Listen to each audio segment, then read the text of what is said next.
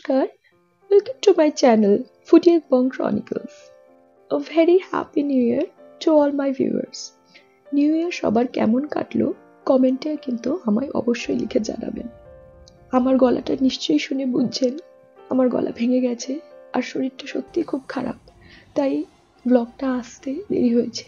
আমরা ইয়ার এন্ডে 3-4 দিনের ছুটিতে আমরা সোল গেছিলাম ঘুরতে।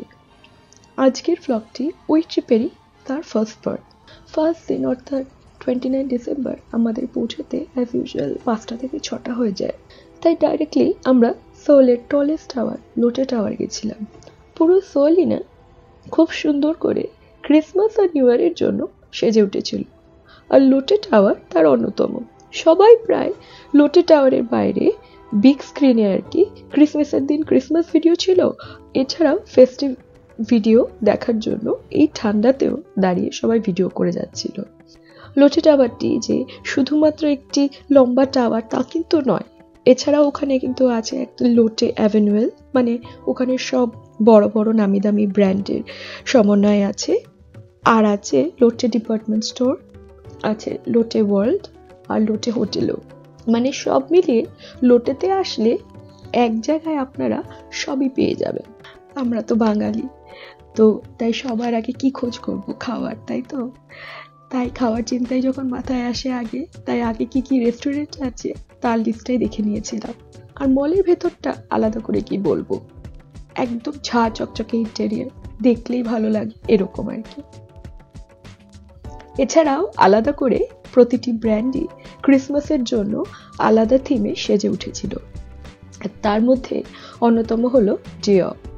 এবারে ওদের theme ocean world with sea horse and magical oceanic view.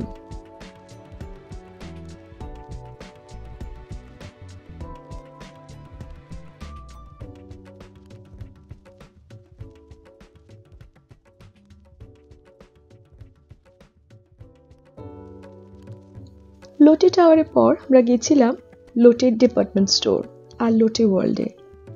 এত সুন্দরভাবে ভিতরটা সাজানো, কি বলি আপনাদের।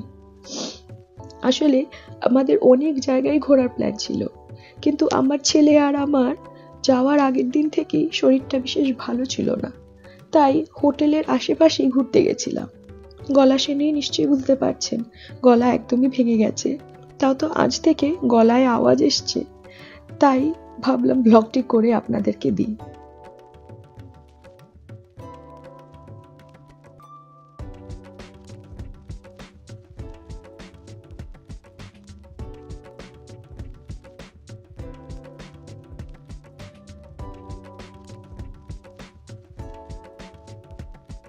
লোটে ডিপার্টমেন্টে শুধু যে জামা কাপড় পাওয়া যায় বা গ্রসারি তা নয়, এটার 8th ফ্লোরে ছিল হোম ফার্নিশিং এর সেকশন। আর বিশ্বাস করুন সেই হোম ফার্নিশিং এর প্রতিটা জিনিসই একটার থেকে একটা, মানে দেখলেই পছন্দ হয়ে যাবার মতো। আর পুরো মলের বিভিন্ন জায়গায় খালি বিভিন্ন রকম ভাবে ক্রিসমাস ট্রি সুন্দর করে সাজানো আছে, মানে দেখলেই মন ভালো হয়ে যায় এরকম আর কি। গাছের গুড়ি শুদ্ধ মাশরুম বিক্রি হতে দেখা এটাই আমার প্রথম অভিজ্ঞতা। আমি এই প্রথম দেখে পুরো অবাক হয়ে গেছি যে এরকম ভাবে ডাইরেক্ট এরকম বিক্রি করা যায়, মানে আমার এটা প্রথম অভিজ্ঞতা, তাই খুব অবাক হয়েছি। আপনাদের কি এরকম কোনো অভিজ্ঞতা আছে? থাকলে অবশ্যই আমাকে জানাবেন। এছাড়াও কি সুন্দর রং বেরঙের সব ফলের জায়গা, দেখলেই কিন্তু লোভ লাগছিল।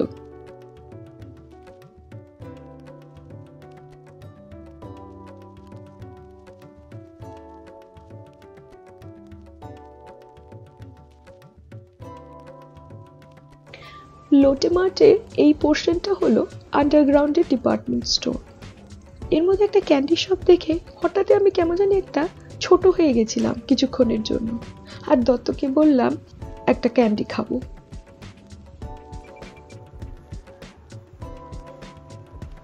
আর ও আমার বায়নাটা মিটিয়ে দিল একটা ক্যান্ডি কিনে দিয়ে। এছাড়াও ছিল এর ভিতরে লোটে ওয়ার্ল্ড অ্যাডভেঞ্চার। এটি একটি ইন্টেরিয়র অ্যামিউজমেন্ট পার্ক, ঠিক ওই ডিজনিল্যান্ডের মতো। টোকিও ডিজনিল্যান্ডেও যেমন প্যারেড শো হতো বা অন্যান্য ডিজনিল্যান্ডে যেরকম প্যারেড শো হয় সব ডিজনি ক্যারেক্টার দিয়ে, এখানেও সেরকমই হতে দেখলাম। আমাদের এবার বিশেষ সময়ও ছিল না আর শরীরও ভালো ছিল না, তাই লোটে ওয়ার্ল্ড অ্যাডভেঞ্চারটা দেখা হয়নি। পরের বার শুধু লোটে ওয়ার্ল্ড ঘুরতেই একবার সোল আসবো।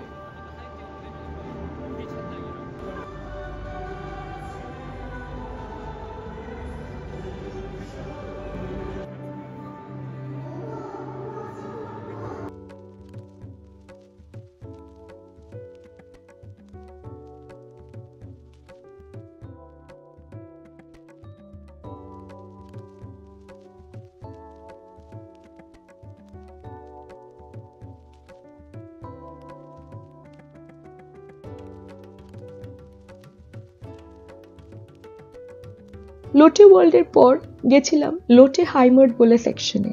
মানে কোরিয়ানরা তো জানেনি টেকনোলজিতে কতটা উন্নত, আর তার উদাহরণ হলো এই শপটি।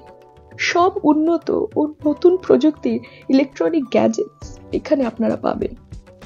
মানে প্রতিটা জিনিসই দেখলে মনে হচ্ছে বাহ, এটা তো একটা নতুন ধরনের জিনিস। মানে খুব ভালো লাগছিল সবকটা জিনিস দেখতে। যাই হোক, সারাদিন এত ঘোরার পর ফাইনালি ডিনারের জন্য একটা মেক্সিকান রেস্টুরেন্টে গেছিলাম। আমরা অর্ডার করেছিলাম চিকেন ক্যাসাডিলা থেকে চিকেন টর্টেলেরা। এত চিজি ছিল না ওইটা, মানে ইভেন আমার ছেলেও খেতে চেয়েছিল, কিন্তু যেহেতু ঝাল ছিল তাই আর ছেলেকে দিইনি। এছাড়াও ছিল টাকিলা টস্ট চিকেন উইংস। উফ, কি অসাধারণ খেতে ছিল, কিন্তু বেশ ঝালও ছিল কিন্তু সাথে। মানে মেক্সিকান ফুড তো কম বেশি একটু ঝাল হয়। সবকটা খাবারই অসম্ভব টেস্টি ছিল, আর তার সাথে কিন্তু ছিল ভার্জিন ভ্যানিলা মোহিতো। সত্যি বলছি, এই সব কিছুর পর ওই মোহিতোটা যেন একটা আলাদা মাত্রা এনে দিয়েছিল আমাদের ডিনারে। যাই হোক, ডিনার সব সেরে ফাইনালি আমরা হোটেলের উদ্দেশ্যে পৌঁছলাম। তখন তো প্রায় রাত বাজে 11টা। হোটেলটি না একদম লোটে টাওয়ারের কাছে নিয়েছিলাম, যাতে হোটেলের রুম থেকেই আমরা লোটে টাওয়ারটা দেখতে পারি।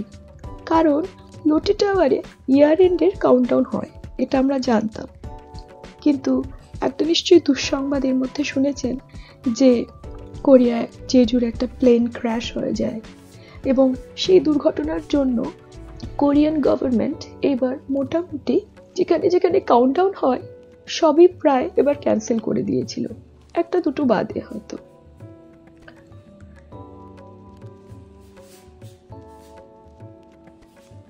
ভালো, খুবই ভালো। 30 ডিসেম্বর সকালে আমার শরীরটা বেশ খারাপ হয়ে যায়, আর তার সাথে জ্বরও ছিল। তাই আগে আমরা ডক্টরের কাছেই গেছিলাম, আর ডক্টর বললেনও মনে হয় কমন কোল্ড হয়েছে। যদিও কমন কোল্ডটা শুনে একটু রিল্যাক্স ছিলাম যে ও কমন কোল্ড, ঠিক আছে, ওষুধ খেলে হয়ে যাবে। ওষুধ কিনে আমরা তারই পাশে একটা ক্যাফেতে গেছিলাম। চলে আসবো অথচ ক্যাফেতে যাব না, তা তো হয় না। যাই হোক, গলা ব্যথাও ছিল আর তার সাথে ছিল প্রচন্ড ঠান্ডা, তাই অর্ডার করেছিলাম হট চকলেট, আর তার সাথে নিয়েছিলাম আমেরিকান চিজ কেকও। দারুণ খেতে লেগেছিল। ওই ঠান্ডার মধ্যে ওই হট চকলেট আর চিজ কেকটা যেন প্রাণটা জুড়িয়ে দিয়েছিল। তারপর আমরা ওখান থেকে আমাদের একটি বাঙালি বন্ধুর বাড়িতে ডিনারের জন্য নিমন্ত্রণ ছিল, সেখানে গেছিলাম।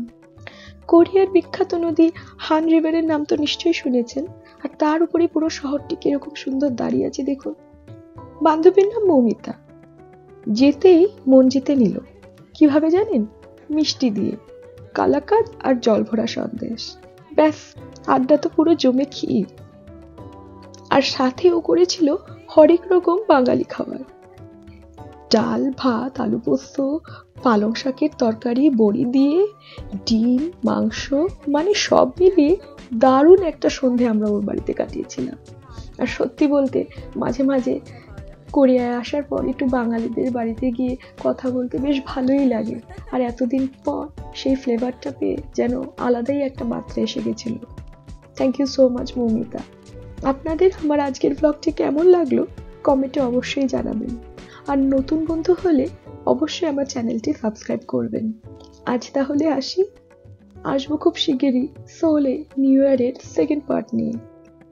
সবাই আপনারা ভালো থাকবেন. 안녕히 계세요.